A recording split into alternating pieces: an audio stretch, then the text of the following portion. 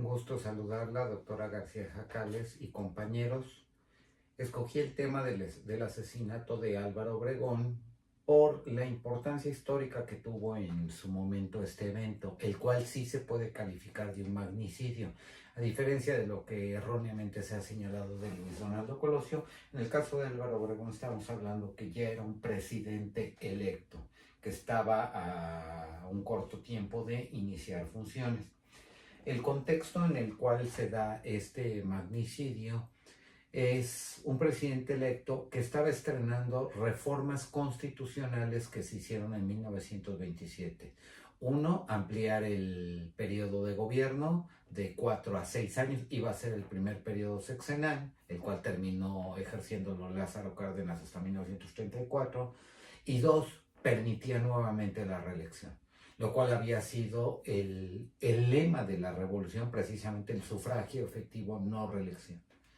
¿Cuál es el contexto en el que se da el asesinato de Álvaro Obregón?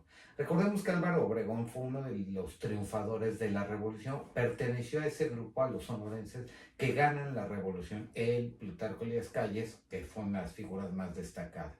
Se convierte en el jefe máximo una vez que ha sido asesinado Venustiano Carranza, y su primer periodo de gobierno de 1920 a 1924, después del interinato de 6 meses de Adolfo de la Huerta, que sucedió a la muerte de Venustiano Carranza.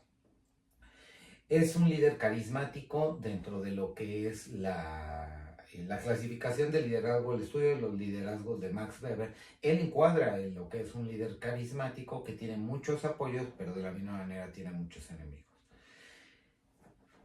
Se retira aparentemente a la vida privada una vez que termina su primer periodo de gobierno en 1924, gana la elección Plutarco Elías Calles, pero decide regresar nuevamente a cumplir un segundo periodo presidencial.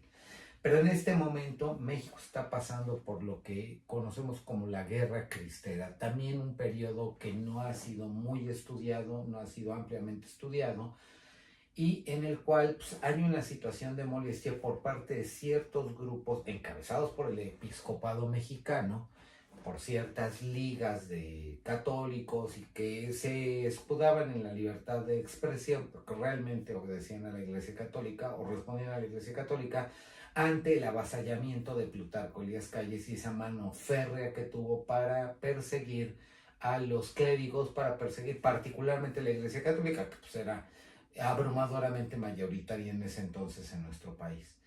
Hay una reacción por parte de estos grupos. Estos grupos lo que solicitaban era cancelar o modificar, más que cancelar, modificar ciertos artículos de la Constitución que sentían que los agraviaban, pues desde luego buscaban una religión de Estado, un estatus especial para los católicos, para la religión católica, el cual Plutarco Elías Calles no estaba dispuesto a otorgarles. Entonces esto desata un conflicto armado que fundamentalmente se dio en el centro del país, que si lo vemos en la actualidad, el centro del país sigue siendo muy conservador, sigue siendo muy religioso, a diferencia del norte. El norte también tiene su parte conservadora y religiosa, pero estar quizás más pegado a Estados Unidos es un poco más liberal.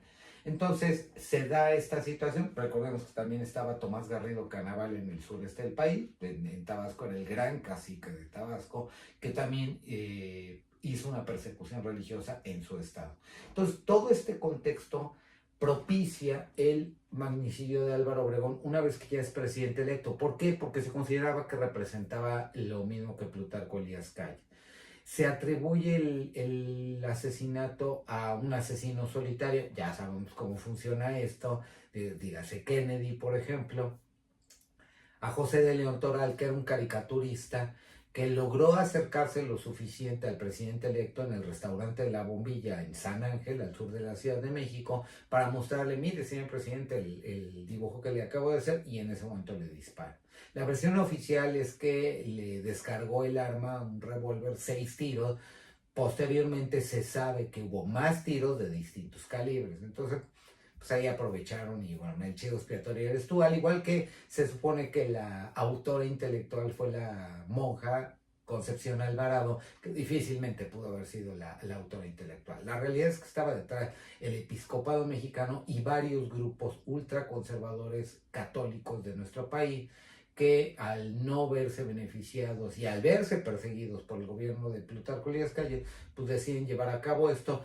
Y también la parte de que esto pasa por instaurar nuevamente la reelección, que finalmente fue por lo que se peleó durante prácticamente 10 años. Entonces, ese es el tema que decidí comentar con ustedes, ponerlo a su consideración y que es el esbozo general de lo que ocurrió. Agradezco mucho su atención, doctora, compañeros, esperando que haya sido de su agrado y de su interés estos comentarios. Muchas gracias.